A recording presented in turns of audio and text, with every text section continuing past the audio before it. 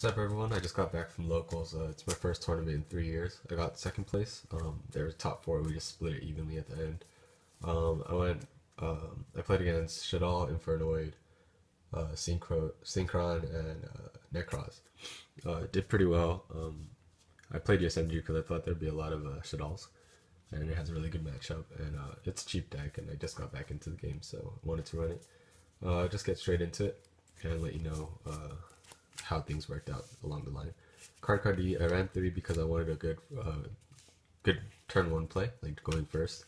If you go like duality, tanky, D, you have all your combo pieces already. So this was to like dig through decks, get to floodgates faster, and get to the monsters faster if I need to. Worked out well. 3-1 makes a Shaddolls matchup really easy, but I negated every Shaddolls fusion and the L Shaddolls fusion that he used in the match, so I actually didn't need to use his effect. 3-2s, it's necessary.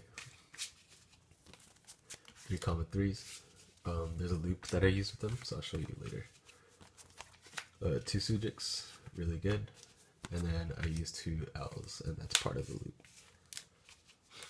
loop. Spells, Raigeki, Dark Hole, triple MST because I thought there'd be a lot of rogue, but everyone was playing meta like Cosmos, Necros, Shaddolls, they were everywhere. And then I played triple duality and triple tanky, and then the last second decision actually was instant fusion, which sounds really bad, but I dropped a dark hole and then these 2 for it. I added a Norden and Dark Rebellion XC. I'll show you that later, but I actually didn't draw it. Theoretically I think it would work well though. Destruction traps. This for battle protection because your field is always clear. Torrential Tribute, same.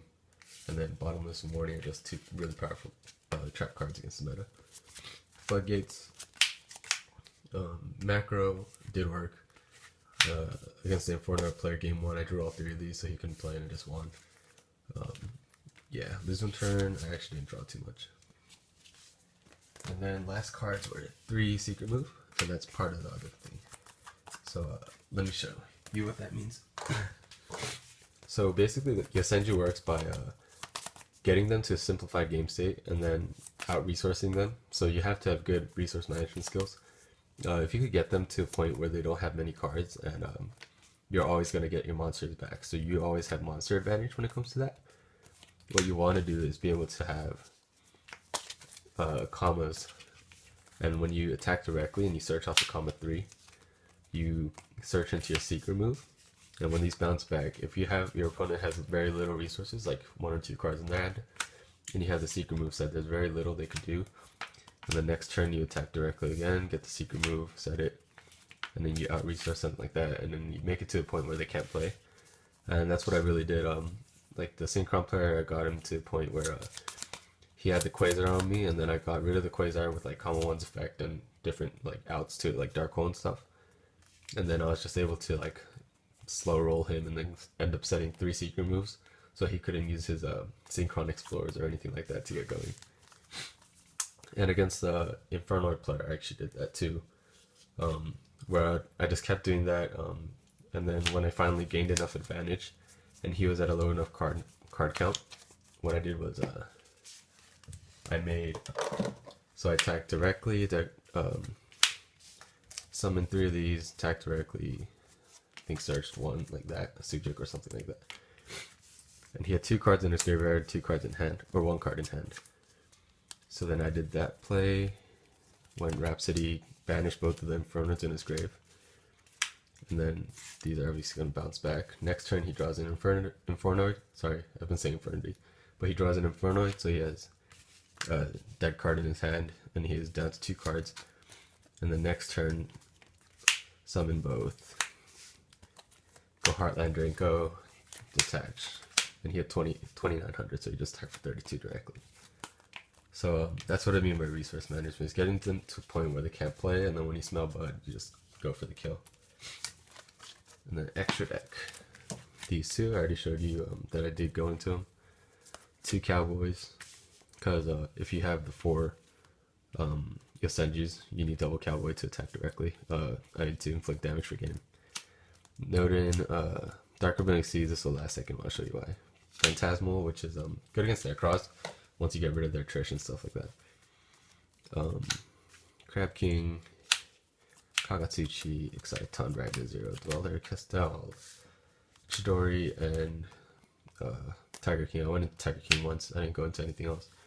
But I'll show you why I played the Instant Fusion. Oh, actually, how I lost the Necros matchup, that was my only loss, was so he went first and passed, so I figured he had to be playing Necros, and obviously Valk isn't a threat at that point because he has no cards in grave. So I drew like 4 commas and then an MST, and I think I forgot the last card, but it was also dead. So I knew if I don't kill him this turn, I'm gonna lose. The only thing I was worried about was like damage juggler, so I just summoned all of them. The thing I wanted to do was attack directly for game and then go into. Sorry, I had 3.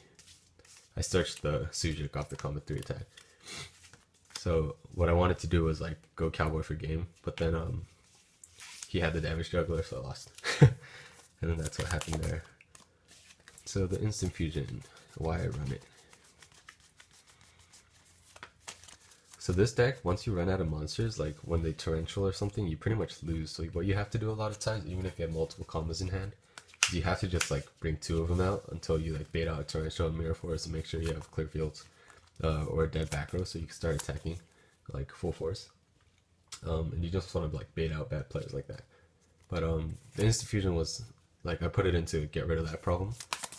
So obviously, because once you use your normal summon, you could Instant Fusion back something, make a rank 4 or something like that. But I also wanted big pushes that could like play off the combo's effects to like swarm the field. So the point was like, if I could get something like that, bounce a card, and then exceed into something that detaches, like Heartland Draco could detach or anything. Or let's say, for example, Dark Rebellion, right? So I detach, it's gonna pump his attack, and then I Instant Fusion.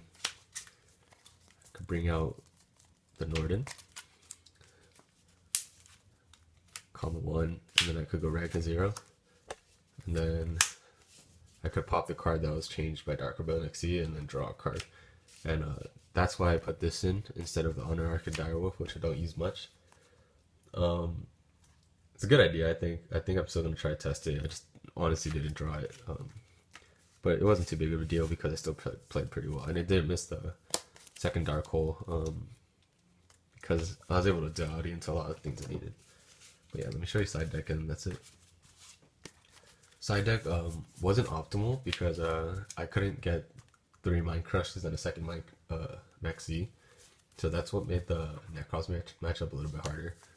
But 2 Flying Sea was filler, as was the Kinetic Soldier and Time Space Trap Hole. These were supposed to be the triple Maxx and second Maxx and triple Mind Crush. So I just put these in for Satellar Knight and BA because you could loot them with the combo 1, but I ended up not playing them. Kinetic Soldier was just for Satellar Knight and Masked Hero. And I put this in against Synchron, but I didn't draw it. It was for Klee. Triple Shadow Imprisoning, BA, Shaddolls, same with Soul Drain, and Dimensional Fissure. 1 Maxx, 1 Thunder King, 2 Mistaken Arrest, and 2 Necrovalley. So the Mistaken Arrest was supposed to be 2 of these and 3 Mind Crush, so then you could like completely shut them down. Because if you open Mistaken Arrest and like stop them on their Yosenju search or something, and then next turn you'll have like a Mind Crush for when they Kaleidoscope or anything like that. You basically completely shut them down for 2 turns, and at that point you could probably draw into your combo pieces or floodgates, make it a lot easier for you to play the game. So yeah, I think this is one of the best cards out right now because it dodges MST and Decree, and it's just overall just a really solid card to have. So yeah, that's the side deck. Hopefully you guys like it. Haven't gone to a tournament since 2012 when I topped. I have 3 tops right now. I think I said that before, but I'll show you guys a deck list of that. If you're interested, it's Fish OTK in 2011, Salvo Dad in 2011, and then Hieratics in 2012. So yeah, hope you guys like it.